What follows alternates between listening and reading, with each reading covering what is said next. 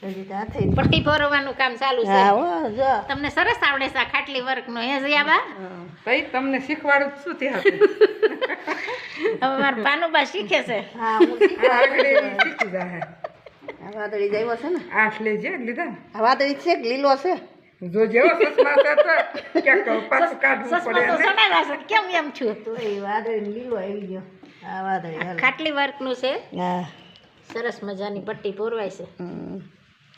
આઠ ધોળા લીધા, 9 ધોળા હજી લીધા. તો કા લઉં છું જ્યાં હોમાં તમારે નીકળી જઈશું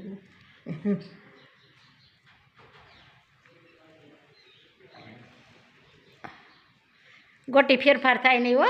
નહીં નહીં એ બધા મોતી જોઈ લે તો હું તારી કાંઈ કઢાવે.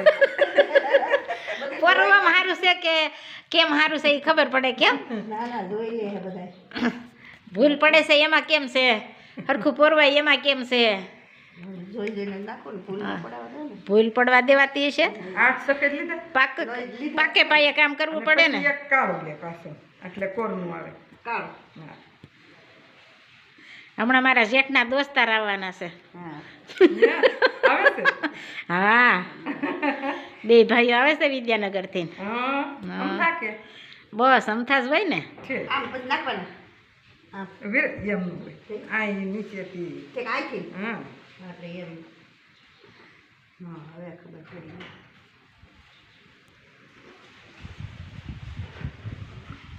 સારું છે ને તે મસ્તીનું જ ધંધે હારા લાગી ગયા દેરાણી જેઠાણી. આ જણી પણ મારે શું કરવું. બરાબર છે ને મેથી સાફ થઈ રહી છે. કાકરા હોય ને ઈ નોખા કાઢવા પડે એટલે આપણે શાક કરવાનું હોય ને મેથીનું દાળ એટલે પછી સાફ કરેલી હોય તો જલ્દી થાય નકર સાફ કરવી પડે. સાફ કરીને બોટલ ભરી લેવાની. મેથી ભાઈ સાફ સૂફ કરીને શાક બનાવવાનું હોય આમાં ઝીણા દાણા ને બધું કાઢવું પડે ને કસરું મસ્ત મજાની પછી મેથીનું શાક થાય. અને મેથી છે ને ખાવા માટે બહુ સારી વસ્તુ છે. અને ડાયાબિટીસવાળા દરરોજ આને પલાળીને 1 ચમચી સવારમાં પી જતા હોય ને તો સારું રહે કંટ્રોલ. દવા લેવાની જરૂર ન પડે અથવા તો ભૂકો કરીને પી જાય ને કોરી ગણાય. હા ભૂકો પીવે એમ કોરી હતા ને ઘણા પાતળી લેતા હોય. ડાયાબિટીસની દવા ગણો તો ગણી શકાય આને. હા અડધી દવા મેથી અડધી દવા કહેવાય. હા બધા રોગમાં સારી. હું દરરોજ આને આ એ જ કરું છું ને ક્યાં દવા લઉં છું. મેથી જ પી જવાનું પલાળીને 24 કલાક પાણીમાં રાખવાની ને સવારે વહેલી પી જવાની. સરગવાનું શાક બનાવવાનું છે આજે. સરસ મજાનું સરગવાની શાકની રેસીપી ઘણી વખત બનતો હોય છે આપણે. આપણે જે બનતું હોય એ બનાવી. સરગવો ખાવા માટે બહુ સારી વસ્તુ છે. હા રાઈટ.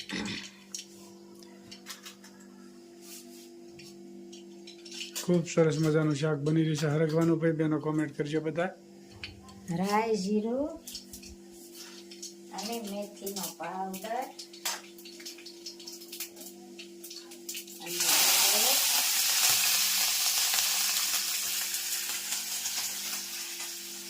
સરસ મજાના સરગવાનો વઘાર.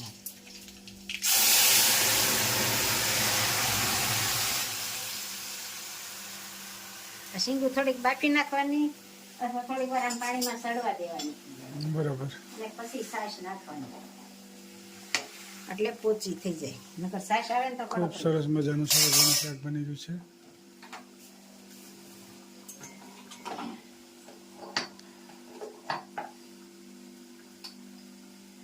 નિમક, હળદર, ચટણી અને ધાણા જીરું.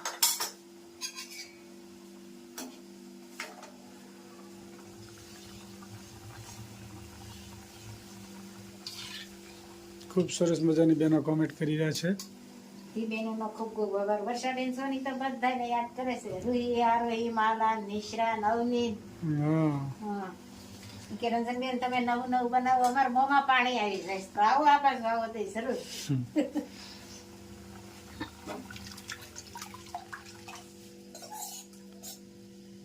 મસ્ત મજાના સરગવાની કઢી અથવા શાક બેવાનું કહી શકાય. શાક જ કહેવાય ને, કઢી થોડી કહેવાય. કઢીમાં શીંગું ન હોય. કઢીમાં તો શીંગો નાખે એ આશી કરે. આપણે આ ખાટું શાક કરીએ. કઢી કરે ને એ આશી કરે. અને કોમેન્ટ પણ બધાય સારી સારી કરી જશે, તો બધાયનો ખૂબ ખૂબ આભાર. બધાને જય સ્વામિનારાયણ, જય શ્રી કૃષ્ણ, જય જિનેન્દ્ર, જય સિયારામ, હર હર ભોલે મહાદેવ ને જય જલારામ બાપા.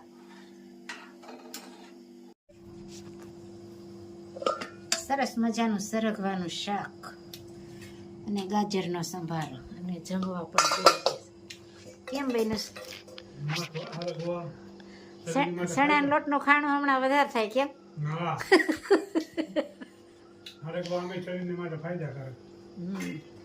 સરગવાનું શાક તો રોજ ખવાય એમ કે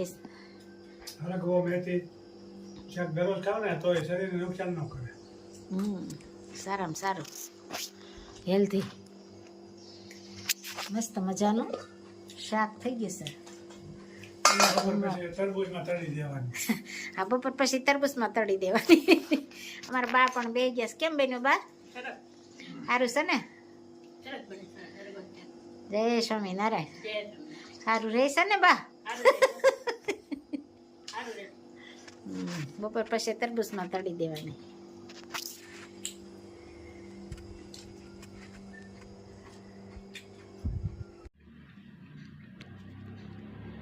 રાજા રણછોડ તારી મૂર્તિને કેમ ભૂલી જવાય, નિરખુશ બી મારા નાથની રે કેમ ભૂલી જવાય. મોર મુંગઠને પિતાંબર શોભે, માથે વાકડિયા વાળ છે રે કેમ ભૂલી જવાય. રાજા રણછોડ તારી મૂર્તિને કેમ ભૂલી જવાય.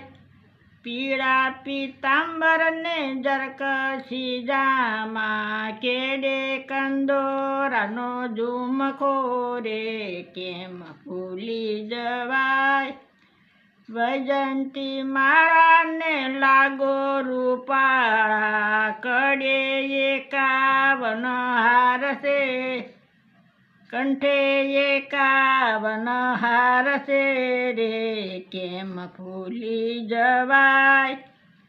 પગમાં છે ઝાંઝર ને રૂમઝૂમ વાગે, 10 આંગળીએ વેઢવાળી કેમ ભૂલી જવાય. વલ્લભના સ્વામીને અંતરના સ્વામી, ભવથી પાર ઉતારો રે કેમ ભૂલી જવાય. રાજા રણછોડ તારી મૂર્તિને કેમ ભૂલી જવાય. નિરખુશ બી મારા નાથની રે કેમ ભૂલી જવાય. જય સ્વામિનારાયણ. જય સ્વામિનારાયણ. સરસ મજાનું અમારા બાઈએ કીર્તન ગાયું. રાજા રણછોડ તારી મૂર્તિને કેમ ભૂલી જવાય. હરી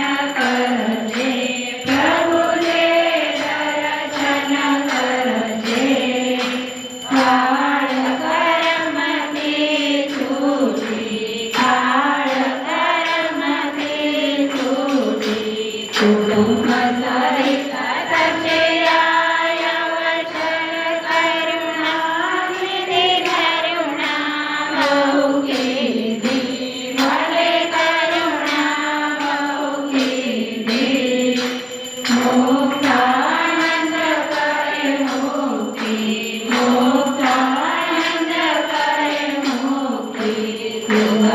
કરે છે જીવન